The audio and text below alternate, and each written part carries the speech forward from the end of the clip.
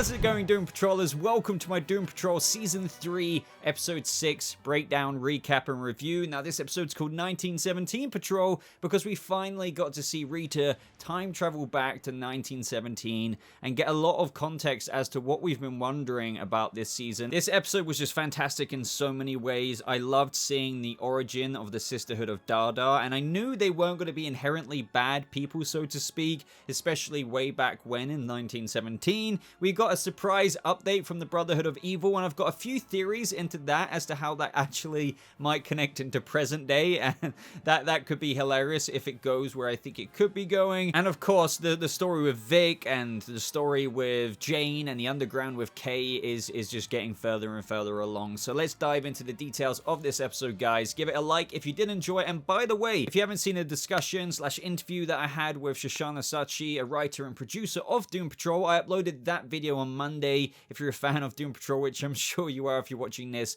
go and check that discussion out I had with her. I bet you will enjoy it. But other than that, I think that's everything. Let's just get into where this episode picked up, and that is literally on Rita's ship, where we had, I believe, Shipley narrating this scene, in where we kind of got like just a little bit of an explanation of how when Rita was in the time machine, it's kind of as I thought, and what I even discussed with Shoshana in that discussion video that I was just talking about, with how one thing I was really happy about with what Rita did, albeit that she had a little bit of Dutch courage, is that she went on the mission to go back in time, which is something that you would have thought would terrify Rita, because usually she's the type to want to play things safe, be up in Doom Manor with Larry, and as long as everything is like that, usually it would remain cool with her. But no, she's gone and embarked on a journey, and this kind of explains how she's feeling in that moment, with how she was struck by how little of her life she had actually chosen, and when was the last time she followed her bliss, which kind of speaks larger to what the Sisterhood of Dada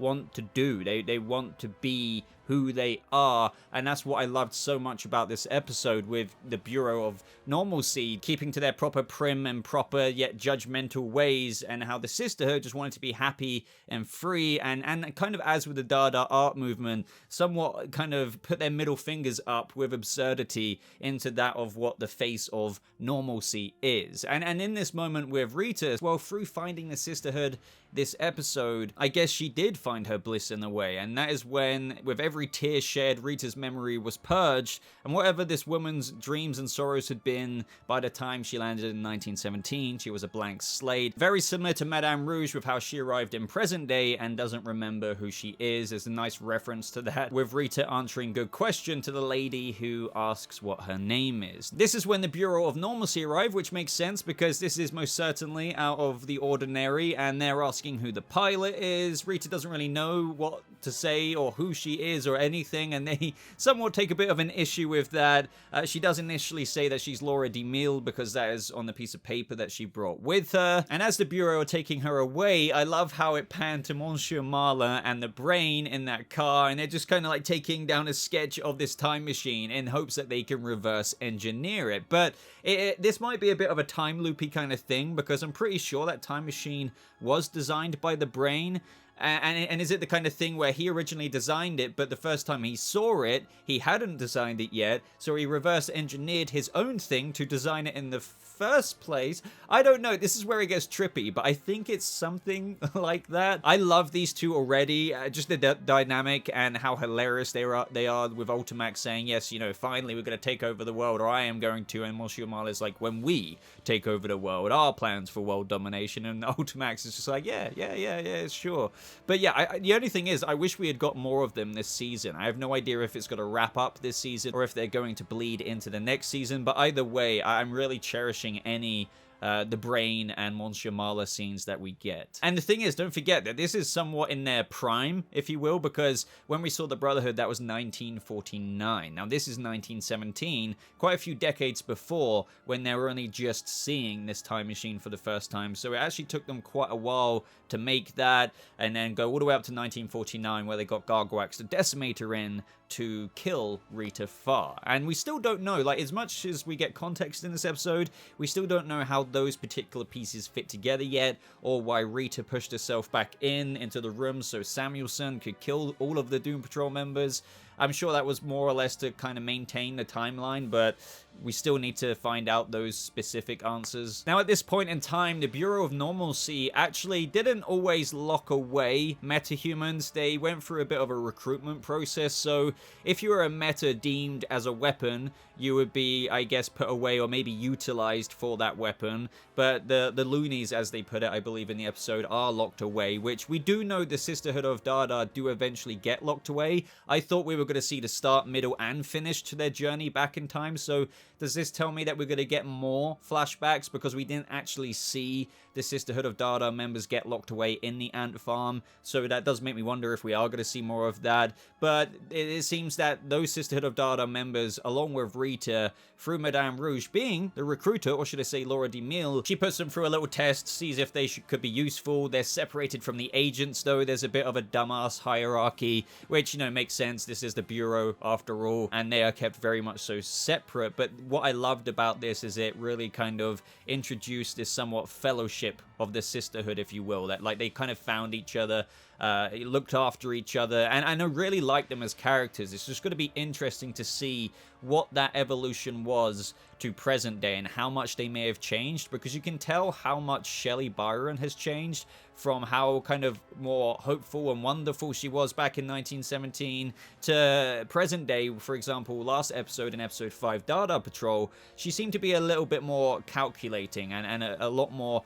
She has a lot more conviction in what she's trying to do, albeit that she did seem to care about Jane quite a lot. So all I'm trying to say here at the bottom line is I want to know if they are as somewhat kind-spirited as they were back in 1917, where all they wanted to do is kind of bring the Dada movement out on the world in the best kind of way. And how has that plan shifted to present day? Like, is there movement of Dadaism, if you will, on the real world going to be bad, as in actually setting the world on fire, so to speak? Because obviously that would be quite a contrast to the people we met back in this flashback during 1917, where they just seem like a really merry band of people who just want to look after each other. But in the room with Laura DeMille, they quickly realize that, well, you're not Laura DeMille because I'm Laura DeMille, and we have the same questions, which I don't know if they made this mega concrete, but they have the same questions that the Sisterhood of Dada ask in present day. And I was wondering if that actually comes back to a Bureau of Normalcy guideline questioning thing. Is this actually the Bureau's questioning when they say, who am I?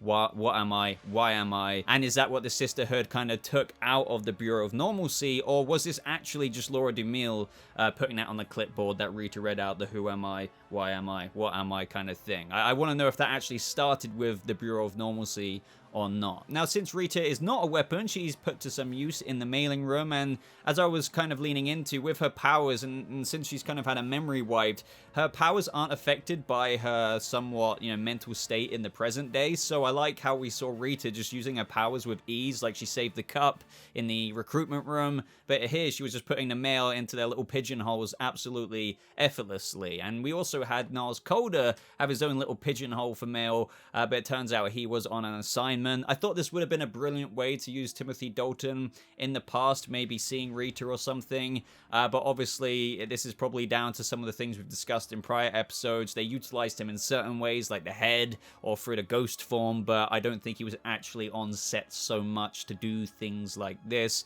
But still, it was a nice reference to seeing Niles, and we saw that it brought something back to Rita, but obviously her memory is still completely fried, and she doesn't really know anything more than what she intuitively feels when seeing Niles Calder's name. In this moment in that room, she's speaking to Holly, and she gives her a name of Bendy. Now, immediately when that came up, I was like, right, that takes me right back to the episode of the Underworld where we had that wrinkly face man, as I called him, call her Bendy and says, you know, don't let them see you sweat. Now, as we can obviously tell in this episode, that was Malcolm from the Sisterhood. So it turns out at some point he dies or is dead by the time of present day, because clearly in present day he's in the Underworld. It's going to be sad to see how he dies though, because clearly Rita and him had quite the romance that was pretty sweet, especially when you got to that paperclip part of the episode. So yeah, this is what I mean. Like, the Sisterhood members aren't inherently bad, especially way back when. And I'm really wanting to know, like, now I'm happy I've got to find out who Wrinkly Face Man is, but now I'm dying to know what happened to him. How far along did Rita and Malcolm get back in 1917? Because, as I said, like, the flashbacks don't feel like they're over just yet. And this escalates into Rita going into the canteen. She doesn't really know what the situation is like, so she goes into the agent's canteen, and they are absolutely disgusted that she decided to do so. So that is when she's taken down to the somewhat other area where the Sisterhood of Dada members eat their lunch. Now up next, we have Rita being inducted, if you will, into the Sisterhood of Dada. Initially, though, Madame Rouge did ask if she knew more about the Sisterhood of Dada, just if she remembers anything, because I think for them this is very intriguing, because they know that she's probably come from the future and she already knows about them. So obviously them being this little group in present day, and they're kind of somewhat afraid to somewhat stand up and everything like that, this must be very fascinating to hear that, well, they're known about in the future, which could be the very thing, as they get into in this episode, that propels them into doing whatever they do in the future. This is when they're somewhat engulfed in the fog, I guess you could say, and Shelley Byron's created this little place like that of the candy store for them to have a little safe space away from the ant farm. And it just turned into this somewhat sweet escapism kind of thing. It's somewhat of what I've already been over, and obviously with the Dada art movement, I believe being around this time setting anyway, like they're just, really, as I said earlier, letting go of everything that does separate them from that of the normalcy crowd, and they just embrace it in Shelley Byron's little secret enclave that they've got here. Around about this time, we have Rita meeting Malcolm, and he is initially invisible, but he reveals himself to Rita, and he says that he traded his heart for a canary. This goes into a little bit of his backstory, if you will, from that of the source material. It's very Doom Patrol to have literally a birdcage wedged into your chest. And up next, before we revisit some of the present day stuff, I think that's when some Lady Gaga played, and they just kind of really embraced the Dadaism and started partying. But back in present day, we also picked up with Larry and Paul. Now, this is interesting because I didn't actually expect Larry to go where he did with Paul, but I think it is somewhat needed to happen. He has a massive go at Larry, just saying that he wasn't there, he was never there, but from Larry's perspective, and it does make sense, to be honest. I mean, I do get both sides, but as he said, you think I wanted to burn up in a plane and become some nuclear accident? I found this moment very powerful because it shows how far Larry has come, because he wasn't really afraid to almost risk pushing Paul away in this moment, which I feel Larry would have done a couple of seasons ago, but he's like, no, I'm gonna cut this shit and just get to it. I didn't have a choice in doing this. You think I had a choice when I raised my hand at flight school and volunteered to have an alien entity merge with my body? You think I enjoy wrapping myself in bandages every day just to go for a piss? And it all amounted with like, look, okay, you might not be able to forgive me, but I forgive myself. And I think, as we could tell with Paul hearing all of that, it kind of shook him a bit. He walked out, but I've got a little feeling that he might come back. Obviously, the past is the past, and I'm just interested to see where things go from here on out, because we did get a little bit of an update with the negative baby, because that's when the little scarab beetle returned, and it looked like he was going to puke something up, but that's more or less the last we saw of Larry. I thought in this moment, like, it could be actually the birthing moment, but I guess that's been saved until next week's episode, or who knows. But I would love to know your predictions with anything to do with the negative baby. So other than the Sisterhood of Dada stuff, I think my other favorite moments of this episode were definitely the Kay Chalice and Jane scenes. I've been waiting for this. I love it, and I'm also worried about it because of the other personalities. This gets super interesting, and also, if you're interested in some of this as well, I do get into it with Shoshana Sachi in my discussion with a bit of what happened with Jane last episode, so don't forget about that. But with Jane in this episode, they're walking around in the underground. She's getting ready to go on the train because Jane is encouraging her to go, okay, like, you got your money, go straight to the store, get some shoes and come back. But she was also just really looking forward to Kay just even having that confidence to go up as temporary primary, I guess you could say, for the first time in like something like 70 years, which is insane progress. But as we know, the underground a lot of the underground personalities are petrified about this, and they're really putting their foot down. Now, these scenes continued throughout the episode, obviously, and I just absolutely adored the parallels of how we had Kay several episodes back looking through the little looking glass at, you know, Jane being the primary out in the world. But here we had Jane looking through the looking glass and Kay is the primary. It's really insane, and I love how it's crazy how it's still always Diane Guerrero as Jane, but with these different looks, they really do distinguish the different personalities on her as an actor. And in this moment, when I saw Kay being the primary going towards the shoe store, she really did just, I could tell that was Kay. I mean, I know we knew it was Kay, but just something as simple as the hair like that and the little subtleties that make up the personality of Kay, the original personality, coming to the surface. I've always been a big fan of how little subtle differences make Diane Guerrero all of these different characters that she plays on screen. I love how full of wonder she is as well, and I'm pretty sure she nicks that bicycle, doesn't she? I swear she steals it, and I thought that was what the guy later on was going to have a massive go at her for, but no, she was cycling around, having a good time. She taught herself how to ride the bicycle as well. In between all of this, we have Pretty Polly saying, how could you let her go up? I think they're trying to put themselves in a bit of a place of authority, saying you're doing the wrong thing through putting her and possibly exposing her to danger. But from Jane's perspective, it's like you guys are holding her back. And don't get me wrong, I understand the dangers, but we're never going to get anywhere if we don't ever let her put one foot forward. But the way the personalities are seeing it is like, how could you? You're supposed to be primary, not putting her at risk like this. That could have ended very badly. So yet again, I praise the show on showing both perspectives, and this is what I really appreciate with how you can look at the underground personalities as somewhat being almost borderline villainous here, but they're not. They're trying to do it from a place of probably protection, a little bit of self-preservation, and I can't wait for that to finally come to fruition, because with where things get a little bit later with Dr. Harrison saying no more idle threats, they are probably going to do something to Jane, and I don't know what. Maybe it's going to be, I think they're going to do it in a way that isn't as hostile as Miranda, because they are good people at the end of the day, these other personalities, so I think it might end up in a vote. I'm not sure about that, but they will probably outvote Jane because they're all worried about self-preservation. Also the girl, but at the same time, self-preservation. So yeah, I would love to know your speculations and theories regarding that. I love how Kay just came off the train as well, just cycling out, all proper happy. But yeah, I think that's more or less everything in the Jane storyline condensed down a little bit. It was just a massive development. I don't think we've ever seen Kay properly come out like that. I know people were saying that when she was dancing in Vacay Patrol, that was her. I think that was more Jane couldn't help but dance because Kay was dancing down in the underground. I don't think in that moment Kay came up to the surface like some people thought. It was more that Jane couldn't help but emulate Kay's happiness, since Kay is obviously the OG primary, even if Jane is serving as the primary in that moment. So if Kay is doing something that is bringing her so much happiness, she would dance in Vacay Patrol, and Jane would therefore dance as well. But this is technically the first time in 70 years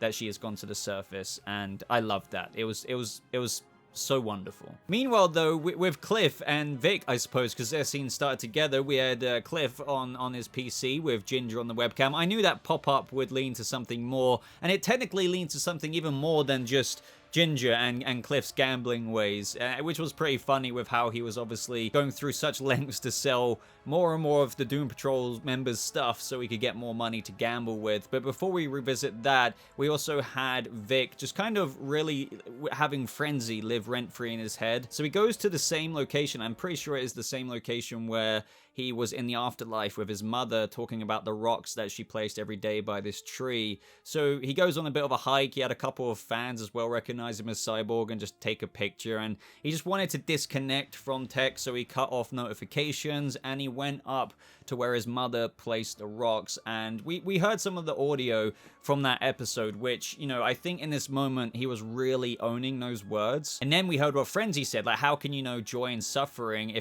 without knowing who you are? And this causes him to break down. I think Jovan Wade always puts on an amazing performance whenever it comes to some introspective aspects to his character with scenes just like this. And this was perfect because he kind of like stands up after hearing what his mother had to say, with how when you walk down that path, anything that happens is your choice. Focus on that. And in that moment, I think he really did hone that advice in. And I felt like there was a bit of a theme to that this episode, even with the Dada flashbacks, with how, you know, we just need to, like, not worry about the future, whatever. And this is terrible abbreviation for me right now. It's more about enjoying here, now, in the moment. And I'm not sure, maybe that was a deliberate thing I was meant to take out of this, but that is something that obviously you've probably heard this at some point in your life as well, not to worry so much about the future or the past is the past. Just try and live here and now. And I think that's what Vic is trying to hone, and not try and focus on maybe some of what has been a big aspiration for him, and that is the future. Oh, I want to be a hero. I want to do this in the future. Join the Justice League. What about who you are and what you want to do now? But the journey didn't end there for Cyborg, because he goes to this Orbis Labs or whatever it is, and they're the place that can offer the synthetic skin. And the lady behind the desk, the receptionist, when he was like, oh, I put it under Vic's stone, and she kind of had like a moment, because she kind of only knows him as Cyborg, and that's kind of everything in this moment, because it's like, well, I'm more than just Cyborg. I am Vic Stone, but who is Vic Stone? So, but revisiting Cliff, we had a brief moment where Laura DeMille asked him about what he learned from the Sisterhood and stuff. But if we fast forward a little bit, after Cliff had this somewhat revelation of how everything's helped him to kind of realize that the man he's supposed to be in, the great-grandfather to his grandson that he's supposed to be, we get another message from somebody who wants to offer him more money so we can gamble a little bit more on the machine or whatever. And the language used and what this person wants makes me very suspicious. Now, maybe I'm being a bit too hopeful here, or a bit of wishful thinking, but I've been wondering about the Brotherhood of Evil in present day, because as I've detailed to you, the brain escaped back in after they were captured by the original Doom Patrol. Now, in this moment, that person on the messenger says, so if you're willing to part with your body and brain blueprints, I'd be willing to part with 50k. And I'm thinking, is this guy a present-day Ultimax the Brain? Because if he's looking for something maybe to upgrade... Well, let me put it this way. Cliff is just a brain in a robot man's body. This allows him to walk around, have super strength, and do things like that. What's Ultimax like? He's just sat here like in a little freaking, like this glass with a brain. So I'm thinking this could be present-day Ultimax and Monsieur Marla trying to acquire something for him to be able to be a bit more mobile. I think that would be hilarious, because all he was after was the tech and schematics of the robot man's suit, just like the tech and schematics that he got Monsieur Marla to draw down about the time machine. So I don't know, I feel like this is, if you read between the lines, definitely the present day Brotherhood of Evil. I really hope it is, because I really want to see them in present day as well, and we could see Ultimax return in something more than just a little shitty kind of brain case. But back to Rita, she calls the previous night and where they partied like a pure night of joy and not a care in the world. And Laura DeMille just kind of details how their lives have been so bloody awful, and at some point, these Sisterhood of Dada members just chose to be happy in spite of everything, took comfort in that struggle. And when she met them, she realized that she needed to protect their weird and wonderful ways, which makes me think, like, what happened with the Sisterhood and Laura DeMille? Like, Laura DeMille had such a bad, sorry, should I say Niles had such a bad opinion of her. We know that she worked at the Bureau, like a lot of you guys figured out as well. So we still, this is what I mean, we don't have all the context yet. Does Laura DeMille betray them? Why would she do something like that? Maybe she's already not what we think she is, and she's working for the Brotherhood of Evil actually within the Bureau. But I don't know, that would be such a shame, because it seems like from Laura DeMille in this episode, she was just like one of them, the Sisterhood members. So I'm dying to know what happens to make her have such disdain from Niles Calder. And it looks like in present day as well, Shelley Byron, when she says, send Laura DeMille my regards and stuff, it doesn't look like they're on the friendliest of terms either. This goes into that next scene where they go into the freaking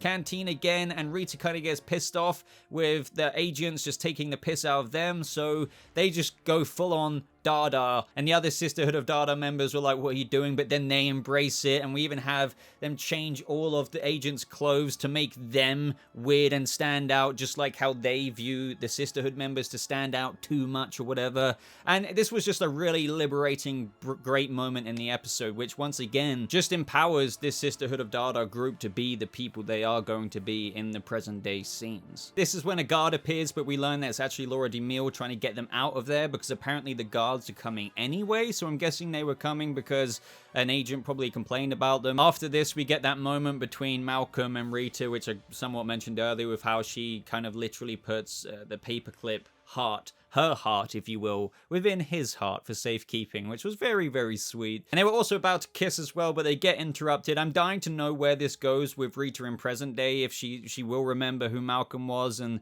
again, I am suspecting that he would die in a very tragic way. And yes, I don't feel like the flashbacks are over just yet. There has to be more to this that we're going to see. And I believe the last scene was with Madame Rouge saying, Sisterhood of Dada, whatever you're after, it won't be me. And then we hear the words, I believe, of multiple Sisterhood members saying, or maybe it will. With these massive flames appearing behind her saying, piffle paffle. And I just think that maybe, and this is going to be another big tragedy, I think, if we're going to find out that Madame Rouge, and this is why Niles says she's this disloyal or whatever, and as we know about Niles, he went on with the Bureau, from the Bureau of Oddities to the Bureau of Normalcy, but as we know in that flashback scene, he wasn't exactly comfortable with the Bureau of Normalcy and what it turned into from the Bureau of Oddities. So I'm wondering if Niles knew of the Sisterhood, approved of them, liked them, and he knew that Madame Rouge, Laura DeMille, was involved with them and backstabbed them. Maybe that's why he recommended her to be terminated, because he calls her this disloyal whatever. And with these flames appearing, I think that is probably meant to mean our plan, or whatever we're going to enact, is going to be soon. So that was the episode, guys. I thoroughly enjoyed it, if you couldn't tell already. I'm loving where this season is going. I'm really excited for some of the little seeds that have been set up already with the continuation of the underground storyline, but also is the Brain and Monsieur Marla trying to get schematics from Robot Man so the Brain can upgrade his little shitty station into maybe more of a mobile suit. There's lots of things to take out of this episode, guys, but let me know your thoughts on it down in the comments below. Make sure you are subscribed as well so you never miss out on a future video. But as always, guys, links are in the top pinned comment. Follow me on Twitter, other places like Discord and whatnot. But I think that's everything. So guys, thank you so much for watching. I hope you all have a lovely rest of your day, and I'll see you fellow Doom Patrollers in the next video. Goodbye.